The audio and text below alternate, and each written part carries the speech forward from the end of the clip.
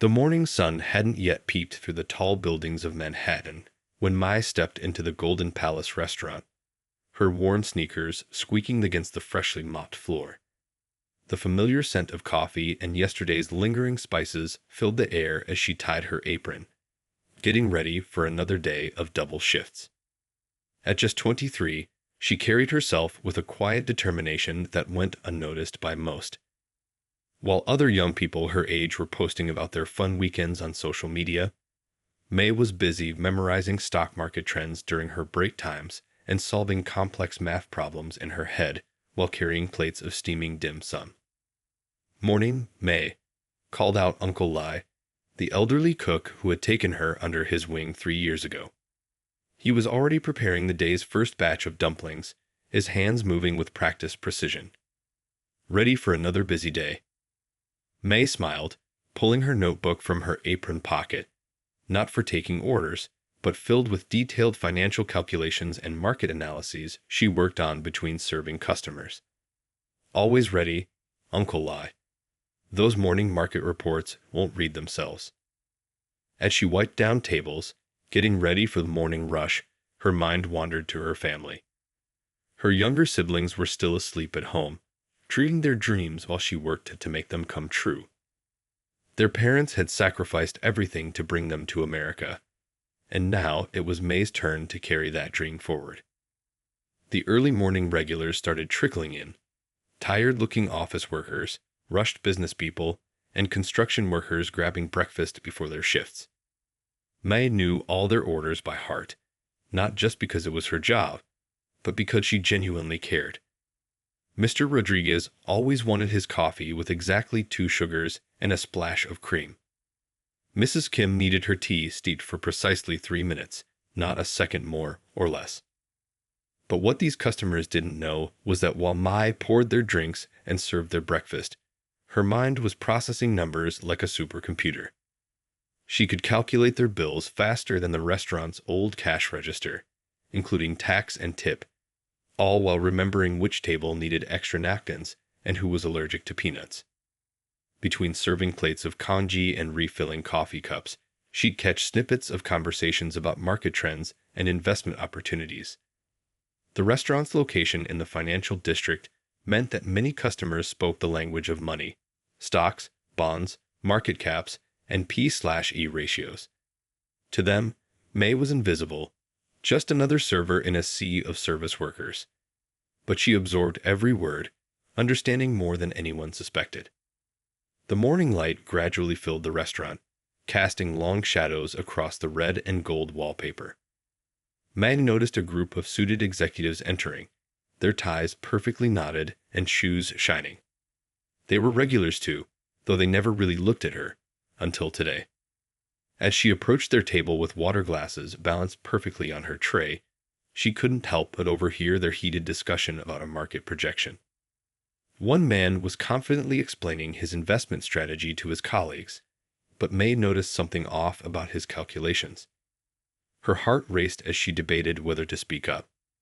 Years of staying quiet, of being the invisible server, warred with her knowledge that his math was wrong, and that mistake could cost millions. The water glasses clinked softly as she set them down, her mind still churning with numbers. These men managed hedge funds worth billions, yet they were about to make a basic mathematical error. Would they listen to a waitress? Would speaking up cost her job? But if she stayed quiet, wouldn't she be betraying everything she'd worked so hard to learn? Mai took a deep breath, her hand steady as she arranged the last water glass. Sometimes the biggest moments in life come disguised as ordinary decisions. And sometimes the biggest risk is not taking one at all. The morning sun finally broke through the clouds, streaming through the restaurant's windows, catching the water glasses and creating tiny rainbows on the white tablecloth. It was time for May to show the world that expertise could come from the most unexpected places. May's heart pounded as she placed the last water glass on the table. The conversation among the executives had grown more heated, their voices rising slightly above the morning clatter of dishes and silverware. She could clearly hear the discussion about a tech company's market valuation, and the error in their math was like a wrong note in a familiar song. If we project a 15% growth rate over the next 3 quarters, one of the men was saying, tapping his expensive pen against a stack of papers, the return should be roughly 42 million. Mai couldn't help but wince.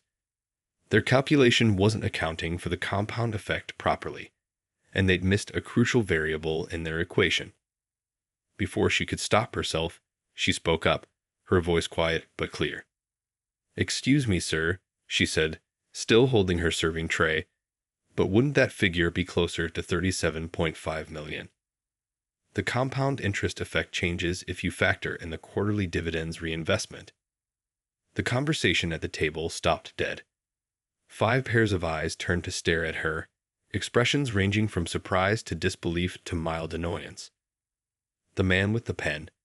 She knew him as Mr. Lee, CEO of a major investment firm, looked at her as if seeing her for the first time. "What did you just say?" he asked, his tone more curious than angry. Taking a deep breath, Mai explained her reasoning. She broke down the mathematics step by step, just as she'd learned to do in her evening classes. Her voice grew stronger as she spoke about market trends and how the company's recent patent acquisitions might affect their growth trajectory. The executives exchanged glances. Mr. Lee pulled out his calculator, his fingers moving quickly over the keys. After a moment, he looked up at her with newfound respect. "She's right," he said to his colleagues, then turned back to May. "How does a waitress know so much about financial mathematics?" Mai straightened her apron, feeling a mix of pride and nervousness. "I take night classes at the community college," she explained. "And I read a lot. Working here, I hear people talk about the markets all day. After a while, you start to pick things up." "Pick things up." Another executive chuckled. "You just corrected a calculation that our analysts spend hours on." Mr. Lee leaned forward, studying her with interest. "What's your name?" "May, sir." "Well, May, would you mind joining us for a moment? We'd like to hear more about your analysis." Uncle Lai caught her eye from the kitchen doorway and nodded, signaling he'd cover her tables. Mai pulled up a chair, her hands slightly shaky, but her mind clear. For the next 20 minutes, she found herself in a detailed discussion about market trends, investment strategies, and economic indicators. She told them about how she'd been practicing market analysis using a small investment app on her phone, starting with just $100 she'd saved from tips. How she'd turned that into a modest but growing portfolio by carefully studying patterns and making calculated risks. The executives listened, their initial skepticism giving way to genuine interest. Mr. Lee, in particular, seemed fascinated by her unique perspective. How she could connect high-level market trends to the real-world behaviors she observed in her customers. "You see things differently," he said finally. "You understand both the numbers and the people behind them. That's rare in our world." As the meeting wrapped up, Mr. Lee handed Mai his business card. "We have an internship program at our firm," he said. "Would you be interested in learning more about it?" Mai stared at the card, its elegant lettering and prestigious address making her uniform feel suddenly out of place. But then she thought of all those early mornings studying, all those nights balancing books and bills, all those dreams that seemed too big for a waitress to dream. "Yes," she said firmly, tucking the card carefully into her pocket. "Yes, I would." As she watched them leave, Mai felt the weight of possibility settling on her shoulders. The morning sun had risen fully now, filling the restaurant with golden light. She picked up her serving tray again, ready to finish her shift. After all, this was just the beginning of her story, and she had many more tables to serve before she could step into that gleaming office building downtown. The next few days at Golden Palace felt different. Mr. Lee and his colleagues became regular visitors, but now they came with questions, market scenarios, and impromptu tests for Mai. She found herself analyzing company reports while refilling teacups, her mind dancing between service and statistics. One quiet afternoon, as the lunch rush wound down, Mr. Lee arrived alone. He sat at his usual table, but instead of ordering, he pulled out a thick folder. "I've been watching you," he said as Mai approached with a pot of green tea. "You don't just understand numbers. You see patterns that most of my Ivy League graduates miss." Mai poured his tea carefully, a habit of precision she developed over years of service. "I just pay attention," she said modestly. "When you serve people every day, you learn to notice things." Mr. Lee opened the folder, revealing printouts of market trends and company reports. "Tell me what you see here," he said, pointing to a graph showing the performance of several tech startups. Mai studied the patterns while wiping down a nearby table. Her voice grew confident as she explained, "Look at these smaller companies. Everyone's focused on the big tech giants, but these startups are solving real problems I hear customers talk about every day." She told him about the delivery driver who complained about navigation issues, and how one of these startups was developing better mapping technology. She mentioned the small business owner who struggled with inventory, and how another company was creating affordable management solutions. "That's exactly what I mean," Mr. Lee said, his eyes lighting up. "You're connecting market data with real-world needs. But I need to know this isn't just luck or coincidence." He pulled out his tablet and pulled up a trading app. "Show me your personal investment portfolio, the one you mentioned managing for your family." Mai hesitated for a moment, then took out her phone. Her hands trembled slightly as she pulled up her modest investment account. It wasn't much compared to what Mr. Lee managed, but she was proud of what she'd accomplished. Starting with her parents' savings of $2,000, she'd grown it to $15,000 over 2 years. She'd done it carefully, researching companies during her breaks, listening to customers' conversations about market trends, and making calculated decisions based on patterns she observed. Mr. Lee studied her trading history, his eyebrows rising higher with each swipe. "You bought into that small AI company right before they announced their breakthrough?" he asked, pointing to one transaction. May nodded. 3 regular customers work there. They started ordering extra coffee and working longer hours. They looked excited, not stressed. I figured something good was coming. She continued explaining her investment choices, each one backed by a combination of careful research and real-world observations. She told him about the food delivery app she invested in after noticing more drivers picking up orders, and the electric car company she bought shares in when she saw more charging stations being installed in the neighborhood. Mr. Lee closed the portfolio and looked at her thoughtfully. "You know," he said, "some of my partners think I'm crazy for considering a waitress for our internship program. They say it would damage our firm's reputation." Mai felt her heart sink, but kept her expression neutral. Another skill learned from years of serving difficult customers. "But," he continued, "I've been in this business for 30 years, and I've learned that real talent doesn't always come in expensive suits and fancy degrees. Sometimes it comes in an apron, carrying a serving tray." He pulled out another document from his folder. "This is our internship offer. It's part-time, so you can keep your job here if you want. The pay isn't much by Wall Street standards, but it's a foot in the door." Mai stared at the document, her vision blurring slightly. In her pocket, she could feel the weight of her morning tips, the money that helped put food on her family's table and paid for her evening classes. "Why me?" she asked quietly. "There must be hundreds of qualified candidates." Mr. Lee smiled. "Because you have something they don't: perspective. You understand both sides of the equation. The numbers on the charts and the people those numbers represent. That's not something we can teach." The afternoon sun streamed through the restaurant windows, catching the steam rising from Mr. Lee's teacup. Mai looked at the offer letter again, then at her reflection in the polished table surface. She saw herself clearly, not just as a waitress, not just as a numbers whiz, but as someone ready to bridge 2 worlds. The morning May first walked into the gleaming office building of Lee Capital Partners felt like stepping into another world. Her sensible shoes, bought for long hours of waitressing, clicked softly against the marble floor. She'd spent her last tips on a simple but professional outfit, and her work apron was carefully folded in her bag. She had a dinner shift at Golden Palace right after the internship. "You must be the waitress," said a young analyst, not bothering to hide his smirk as Mai entered the office. His designer suit probably cost more than 6 months of her rent. "I hear you're good with numbers. Let's see how you handle real finance." Mai took a deep breath, remembering Uncle Li's words from that morning. "Remember, little one, a bamboo that bends is stronger than an oak that breaks." She smiled politely and followed the analyst to her temporary desk. The challenges began immediately. Her colleague, clearly hoping to overwhelm her, dumped a stack of complex financial reports on her desk. "Mr. Li wants your analysis by lunch. Good luck with that."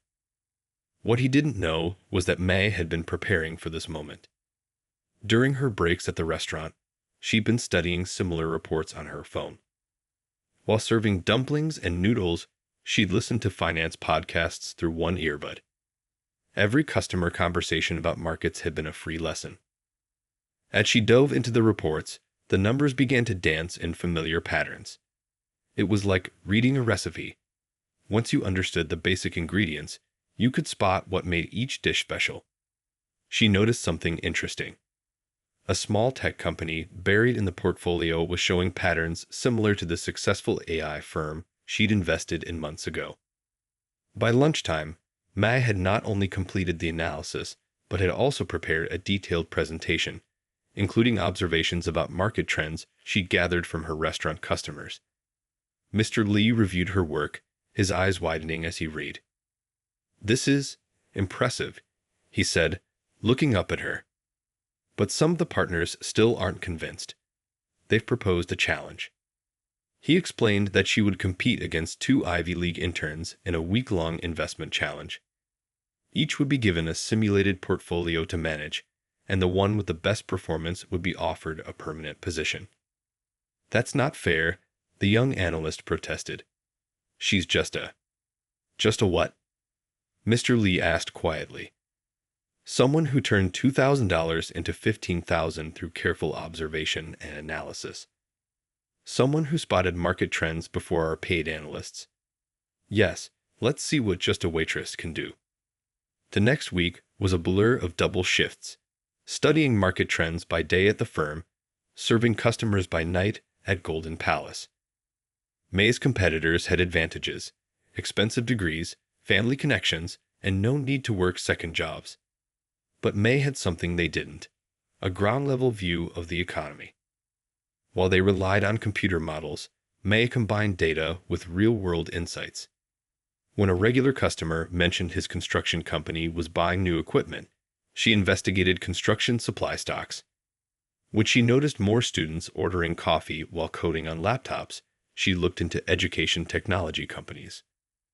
Her competitors laughed when she invested heavily in a small company making sustainable packaging. "That's not what the models suggest," they said. But May had noticed something they hadn't. More and more restaurants were switching to eco-friendly containers, driven by customer demands she heard every day at Golden Palace. By the end of the week, May's portfolio had outperformed both Ivy League interns. Her sustainable packaging investment had paid off when the company announced a major contract with a national restaurant chain. Mr. Li gathered everyone in the conference room to announce the results. The young analyst who'd first dismissed May sat in the back, his earlier smirk replaced by a look of disbelief. As Mr. Li began to speak, Mai felt her phone vibrate. It was time for her evening shift at Golden Palace. "The numbers speak for themselves," Mr. Li said, displaying the final results. "But more importantly, this challenge has shown us something valuable about perspective. Sometimes the best market insights don't come from complex models or expensive degrees. They come from someone who understands both the numbers and the people behind them." He turned to May with a smile. "So, what do you say? Ready to join us full time?" Mai looked at her phone again, thinking about Uncle Li and her regular customers at Golden Palace. She had learned so much from both worlds. The question was, how could she bridge them? Balancing 2 worlds wasn't easy. Mai would arrive at Lee Capital Partners each morning in her business attire, then change into her waitress uniform for evening shifts at Golden Palace. Some days, she'd analyze million-dollar portfolios in the morning and serve dumplings at night. But instead of seeing this as a burden, she found strength in straddling both worlds. One busy afternoon at the firm, May was preparing for an important client meeting when she overheard two senior analysts discussing a potential crisis. A major retail chain was showing strong numbers on paper, but they couldn't understand why their market prediction models were giving warning signals. "The data shows everything's fine," one analyst insisted, pointing at his computer screen. "Their quarterly reports are perfect. Sales are up. I don't understand why our risk assessment is so high." Mai paused at her desk, thinking about the conversations she'd been hearing at the restaurant. Just last week, she'd served dinner to a group of store managers from that same retail chain. They hadn't ordered their usual expensive dishes, choosing instead to split cheaper meals. She'd noticed similar patterns with other retail workers who came to the restaurant. Taking a deep breath, she approached the analysts. "Excuse me," she said politely, "but I think I might have some useful information." They turned to her with mild surprise. Despite her recent success, some still saw her as the waitress intern. But May had learned to speak with confidence, even when her hands shook slightly. "I serve customers from all levels of that retail chain," she explained. "The executives still order expensive meals, but the store managers and workers have been cutting back. They talk about inventory problems and reduced hours. The numbers might look good because they're clearing out stock, but that's not sustainable growth." The analysts exchanged skeptical looks, but something in May's detailed observations made them pause. They began digging deeper into the company's regional data and discovered she was right. The strong numbers were masking serious underlying problems. That evening at Golden Palace, as Mai served her regular customers, she thought about how her two worlds were slowly merging.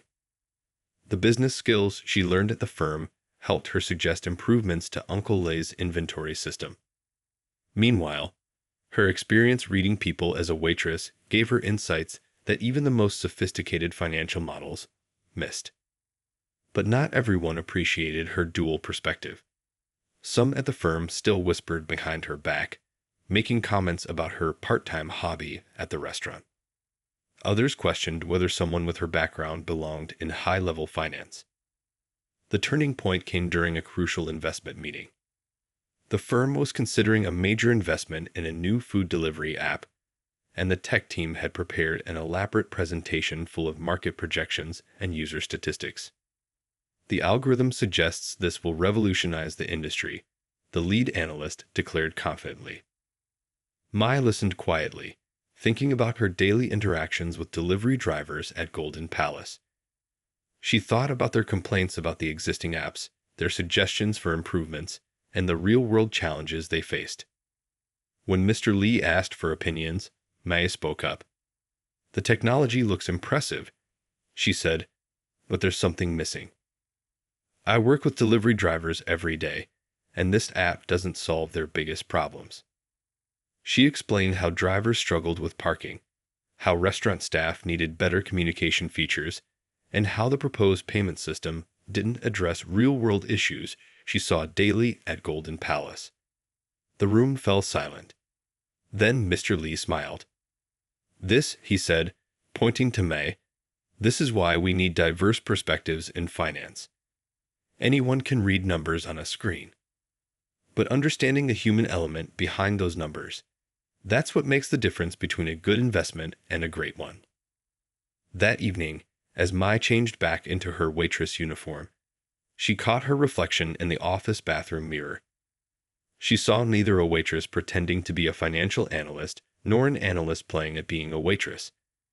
She saw someone who had found strength in being both, someone who could read spreadsheets and read people, who could calculate profits and understand the human stories behind them.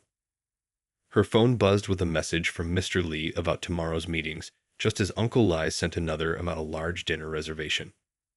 May smiled, straightened her apron, and headed out. In a world that often tried to put people in boxes, she had found power in refusing to choose just one. The morning everything changed started like any other. May was at her desk at Lee Capital Partners, reviewing market reports while sipping tea from her Golden Palace takeout cup. The office was unusually quiet, the kind of quiet that comes before a storm. Suddenly, urgent voices erupted from the conference room. May looked up to see analysts rushing around, their faces tense. The market had taken an unexpected dive, and several of the firm's major investments were at risk. "We're looking at potential losses in the millions," someone shouted. "The models didn't predict this." Mai watched as her colleagues frantically checked their computers, ran calculations, and made panicked phone calls. But something wasn't adding up. The market crash seemed to come out of nowhere, but May had been noticing small signs for weeks, signs that no financial model could catch. She thought about the construction worker who stopped ordering his daily coffee at Golden Palace because times were getting tight. She remembered the business owners who started splitting their lunch orders, the taxi drivers who complained about fewer passengers, and the retail workers who talked about reduced hours. Taking a deep breath, May knocked on Mr. Lee's office door. "Come in," he called, not looking up from his computer screen. Papers were scattered across his usually tidy desk. "Sir," May said, her voice steady despite her racing heart, "I think I understand what's happening." Mr. Lee looked up, his expression a mix of stress and curiosity. "Go on." Mai pulled out her notebook, the same one she used to take orders at the restaurant. But between the food orders were careful notes about customer behaviors, spending patterns, and conversations she'd overheard. 3 weeks ago, our construction worker customers started bringing lunch from home instead of ordering. 2 weeks ago, small business owners began sharing meals. Last week, I noticed fewer taxi drivers during lunch hour. She spread out her notes, showing how she tracked these small changes across different customer groups. These aren't just random changes in behavior. They're early warning signs of an economic slowdown that started at the ground level. Mr. Lee leaned forward, his attention fully captured. "But our models." "Models look at numbers," May said, gaining confidence. "But they don't hear the worry in a customer's voice when they switch from premium tea to water. They don't see small business owners checking prices more carefully. They don't notice when regular customers start disappearing." She pulled up some graphs on her computer, comparing her customer behavior notes with market trends. The patterns were clear. The changes she'd observed at the restaurant had preceded the market movements by weeks.